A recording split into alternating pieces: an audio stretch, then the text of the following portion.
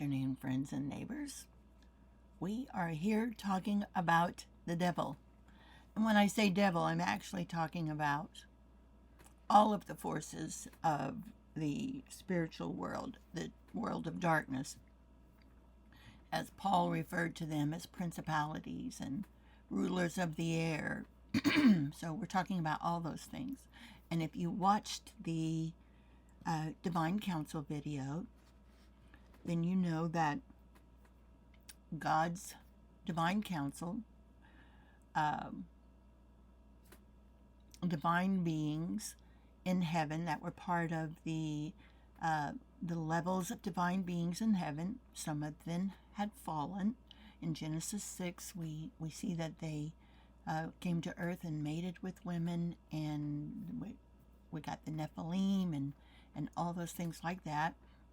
At the Tower of Babel, well, first let me go back. And that also, the Nephilim brought chaos on earth. We can read a lot about what they actually did in ancient Jewish literature. In the Book of Enoch, there's a lot of information. And they just created havoc. There was terrible perversion. There were just a lot of things that were crazy. So we're going to be talking about that a little bit. But first, I want to make something very clear. All of the idols that we see talked about in the Bible are real beings. All my life, I thought that they were little, well, they didn't quite look like this. Isn't that cute? But like they carved little wooden idols and worshiped them, and that they were just worshiping that wooden idol or the fake god at the temple, and that it wasn't an actual god or an actual being, and it was. They were not just carvings that they worshipped foolishly. They were worshiping evil beings. And the carvings, the small wooden idols, were just a reminder they placed in their home. And they would do offerings and all those kinds of things. It was all just a substitute for God. It was a mockery. It was Satan making a mockery of how people were supposed to worship God, and Satan putting himself and these other fallen beings putting themselves in the place of God. So, and you learned about those things in the Divine Council. So if you haven't watched it yet, please stop and watch it now. So at the Tower of Babel, two different things happened. One, God dispersed the rebellious humans into different groups and nations, and he mixed up their languages. Well, in Deuteronomy 32:8, it says he also assigned divine council members to these nations. The actual verse says, when the Most High gave to the nations their inheritance, when he divided up mankind, he fixed the borders of the peoples according to the number of the sons of God. And they say that number was 70. And that there's also reference back to that in other places in the Old Testament. Now, many translations say that he divided the nations and the borders according to the number of the sons of Israel. This is the word that was chosen in translations. I believe it was also in the Masoretic text, but it's not in the Septuagint. But this is not supported by tons and tons of documents found at Qumran and other biblical texts. They all say sons of God. So there is a pretty lengthy technical explanation of this that goes into the Hebrew language a lot at Liberty University, and I will place a link to that in the description below. And so if you're so inclined to see all the technical aspects that explains why it is sons of God and not sons of Israel. And a logical explanation is that Israel was not even created then. So God didn't do it according to the number of the sons of Israel. There was no Israel. So that doesn't even make sense. It is sons of God. And these were members of the divine council. So this also explains, remember when Daniel was praying for the deliverance for the nation, for the Jews to be able to go back to Jerusalem. And Michael told him that they heard his prayer 2 weeks ago when he started praying, but that he had to fight the Prince of Persia. The Prince of Persia refers to the Prince of Greece. These were divine beings who had fallen, who were over those nations, who was trying to keep Michael from getting to Daniel with an answer to his prayer.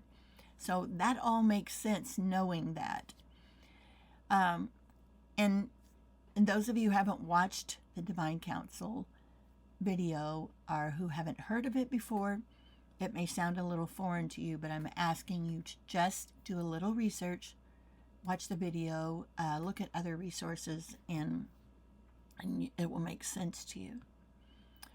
So the very first, after Satan, the very first divine rebellion was in Genesis 6, when the sons of God came to earth and begat children with human women.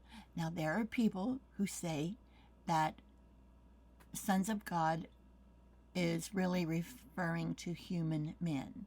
Well, first, that is impossible because the Hebrew word used here is Elohim. Elohim means divine beings, period. It does not mean mankind. It means divine, supernatural beings. So these were supernatural beings who came to earth, who crossed the line, and I believe this is referred to by Peter or Jude, I don't remember, that talks about these fallen angels who crossed the line that God, the boundaries that God set up. So this was very unnatural. This was never supposed to happen. It resulted in half human, half God beings that created chaos on earth, and they were called the Nephilim. Them and their giant descendants are mentioned in numerous places in the Bible, and people have found remnants of giants all over the world. Every ancient culture has a story about this event where these creatures fell from the sky and taught them things, and they worshiped them. Every ancient culture. They just changed the names a little, they changed the story a little. Ancient Jewish literature indicates that the Nephilim were cannibals, that they had sex with animals and birthed grotesque beings. This is most likely where Greek mythology comes from. As a matter of fact, you'll be shocked at the strange coincidences between the Nephilim and the Greek gods and the Anunnaki from, is it the Sumerian? I don't remember exactly. But all the other cultures have strange stories of their beginning. And as a matter of fact, I think I mentioned this in the written post I did on this. If you will go to the History Channel and watch a series called Ancient Aliens, you will be shocked at how this exactly, almost every culture, because they go from one culture to the other, and they're saying that the beginnings of all these culture and all these signs that they see of beings falling from the sky are aliens. But we know the beings that fell from the sky were angels who were sinning. And every culture has a story like this. So this is no coincidence that all this is happening. You can go on Netflix and look at a series called Ancient Apocalypse. and you will find the very same thing. There are signs, and a lot of them are building places, monuments and temples that have been built that they have no idea how man could have built these without the technology and the machinery that we have today. And some of these places, these temples and places all over the world, they don't know how it could be built using technology today. It is that advanced, and there is no other explanation except these divine beings with all of this advanced knowledge.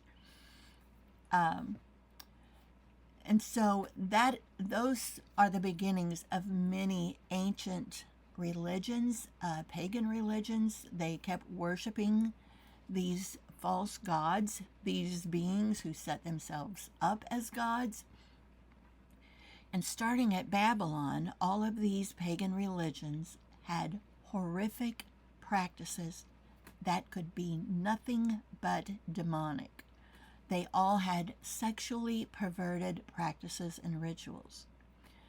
As a matter of fact, in Babylon, at one of the temples to the goddess of fertility, every woman in Babylon was required once in her lifetime to go and sit on the temple steps, and any man who chose could come up to her and throw a coin in her lap, and she had to have sex with him on the temple steps right then. And she could not go home until this happened. This act was considered an offering to the god of fertility, and then the coin that he gave her had to be submitted to the deity, to the god.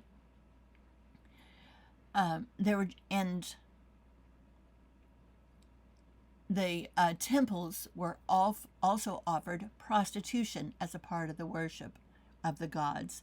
Sex with anyone was open and common. Homosexuality was rampant. The priests and the female priest both cross-dressed. The men would dress as women, the women would dress as men. The worship of Baal also included sacrificing their children. They had this big structure in the shape of the god Baal, and they would have stairs where they climb up the back, and they would put the baby at the top, and it would slide down into the fire in the belly of the god, and there would be lots of loud screaming and laughter and music to cover up the screams of the babies. And Israel participated in this. There were sexual rituals and things so bizarre and terrible that I cannot speak of them. I would be mortified to say some of the things or to even type them up. And I actually had trouble going to sleep after doing all this research. Some of it I had heard before. There's no other explanation for all of these things except demonic influence and demonic possession. These practices pervert everything that God made holy, family and children and the act of sex. All of these things were meant to be holy and were something special that God gave us. And they have all been perverted terribly. Even during the Roman times, these things continued. During the time before Jesus came and when he was there, it was very common for Roman men to take young male lovers. In Rome, on February the 15th, they celebrated Lupercalia. I'm not sure if that's how you say it. But Lupa was a mythological wolf who supposedly nursed the two founders of Rome. And at this celebration, naked young men and magistrates would line up women in the streets and whip them with leather whips as a celebration of love and fertility. There were called the Bacchanalia cult. There's just tons of information, and it's all very, very repulsive. And this is not even talking about all the horrific mutilations and terrible things that were done during war when the Romans destroyed the temple in AD 70. It was horrible. I can't even find the right words. What they did to the Jews, they would hang the mothers from the top of the temple walls and hang their baby around their neck and cut the mother's breasts off, and they would just kill the baby hanging around the mother's neck. There was horrid, horrible things. These are demonic. They are nothing but demonic. And these same demons are alive today. They did not disappear, but they are coming out of hiding because the people of God are not standing true and faithful, and the church is becoming so corrupt, and people are so deceived and so compromised. And the devil is getting bolder and bolder. So I just want to cover a few things. There is a really good book that came out recently by Jonathan Cahn, and I'm going to share a few excerpts from that. Let me see how many minutes I've got going. Okay, I'm fine. The book is called The Return of the Gods, and the basic premise of the book is that the evil spirit pagan gods that ruled for centuries and centuries, because their power was not challenged. But when Jesus came, he took back the authority on earth that had been lost when Adam submitted to Satan. And as the gospel spread, lives were changed, and Satan lost control of the lands that turned to God. Now, there are some nations that did not turn to God, and they still have a lot of demonic influence. Women are not treated properly. Children are not treated properly. There is a lot of poverty and a lot of things that are just awful in these countries. Just look at Haiti. It is the demonic stronghold there is terrible with the witchcraft and the voodoo, and those people are starving in this constant war and chaos. And that's what it's like for a nation that does not serve God. And we're seeing this reemerge. So I'm not going to read all of these excerpts that I had. Let's see. So Paul's speaking to the Corinthians, and he's telling them that the things which the Gentiles sacrifice, they sacrifice to demons and not to God. So Paul is saying, and it's in several places in the scripture, that these idols are demons. And that just goes along with everything that we learned in the divine council. And Paul is telling them to not do that, to don't have anything to do with that, to walk away from it. And that when the Israelites offered up their children as sacrifices, they were doing so on the altars of specific gods. In other words, the gods of ancient Canaan and Phoenicia, to which the Israelites sacrificed, were not simply the figments of pagan imagination. They were actual spiritual entities. And so he goes on to say that the places where these gods are worshipped, there is always signs of demonic manifestation and possession. And it's recorded in virtually every culture and every land. And he said the dominion of the gods and the spirits was never confined to the temples and the shrines. It permeated entire cultures and civilizations, just like it is doing ours now. The deity was not worshipped only in their temples and shrines, but in their homes, their workplaces, the marketplace, the fields, the mountains, and the valleys. So if a culture or a kingdom worshiped the gods, and the gods were spirits, then the culture and the kingdom were joined to the spirits, subject to them, and under their dominion.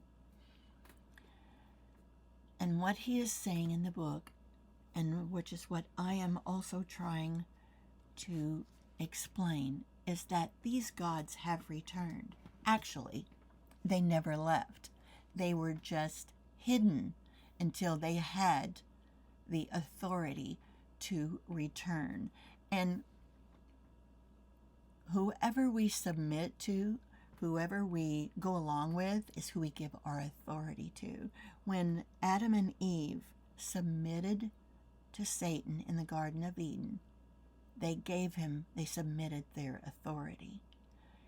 And when we submit, when we go along with things that are demonic, we give our authority to Satan. He has power over us when we go along with demonic things. And this is really good. This is another quote from the book. Could these entities lie behind what we see on television screens and computer monitors? What we find in our shopping centers? What our children are being taught in their classrooms? What our leaders announce and implement? Could they lie behind the current events, the news, the movements of our times, and behind what is even now influencing our lives without our realizing it? The gods, the demons, the evil forces of the dark world are working and moving in all that is taking place around us. They are initiating social upheavals and cultural revolutions, indwelling our politics, transforming our world, and even our lives. The gods could not rule over the modern world as they did over the ancient, not in the same way, but they would rule over it. They would not return to the high places of the groves or their ancient shrines and temples, but they would inhabit the new seats of power by which the modern world was led and make of them their thrones. To gain dominion over the modern world, these beings could not appear as they did in ancient times. To the modern mind, these gods no longer exist, and very few would serve them if they believed that they did. So the gods came back in disguise. They altered their appearances. They took on new identities and gave themselves new names. They came as spirits of enlightenment, freedom, and power. They came as secular gods, new gods, alternate gods, gods that denied they are gods. They came as gods of the modern world. Last quote. And so the gods now dwell among us once again. They inhabit our institutions. They walk the halls of our government. They cast votes in our legislatures. They guide our corporations. They perform on our stages. They teach in our universities. They saturate our media, direct our news cycles, inspire our entertainment, and give voices to our songs. They perform on our stages, in our theaters and stadiums. They light up our television sets and computer screens. They incite new movements and ideologies and convert others to their end. They instruct our children and initiate them into their ways. They incite the multitudes. They drive otherwise rational people into irrationality and some into frenzies, just as they have done in ancient times. They demand our worship, our veneration, our submission, and our sacrifices. This should ring a bell. I mean, there are so many instances of this happening. First, we see it in our government, how our government it's like what is bad is called good and what is good is called bad. Like things are so upside down. It's just bizarre. It doesn't make sense. The only explanation is demonic activity, the world of darkness at work. Look at our southern border. It is open. And this is not a political statement. Our borders are open. Even Israel had walls and borders to protect the people. Our borders are open, and drug dealers and child traffickers are coming across by the millions. This is insane. It's like no one is in charge. It is demonic. This is all under demonic persuasion. Everything that's happening in our world is under demonic persuasion. You can't even fly on an airplane anymore without people freaking out and trying to kill people or trying to crash the plane or just bizarre things. So in the next post, I'm going to start giving examples of how these evil spirits are invading our everyday life in a way that we find difficult to recognize. And because of our ignorance of how they act, what their tactics are, we greet them with open doors into our homes, our lives, our churches, and our families. And so I'm going to be talking about different doors that are open to Satan and his intrusion, his oppression, and actual demon possession, and how it all starts. You guys, it's not like people say, well, I think I'm going to get demon possessed today, or I think I'm going to let the devil just like ruin my marriage today. It's little by little. It's when we don't draw a line between what is right and what is wrong. It's when everything is gray and nobody sees black and white anymore. Everything is gray, and we let the gray stuff in, and before you know it, our hearts are black. And so that's what we're going to talk about. It's going to be some very unpopular things, but I'm trying to be obedient. I'm speaking what the Lord reveals to me. I'm speaking what I see in the spiritual world and what I see happening in our world today. So I will see you on the next video, and we're going to be talking about the first door. Thank you. I love you.